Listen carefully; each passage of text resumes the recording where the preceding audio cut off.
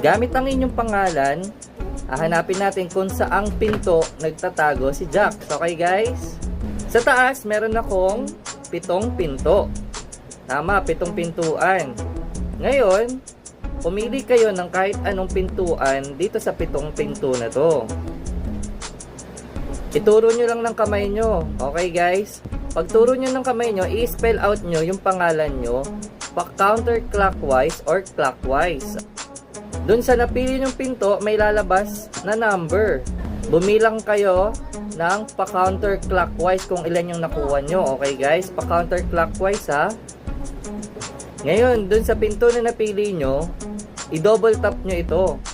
At lalabas na kung tama ang napili nyong pintuan. Ngayon guys, lumabas ba si Jax sa pintuan na napili nyo?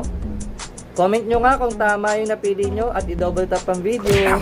Okay, I've already had enough of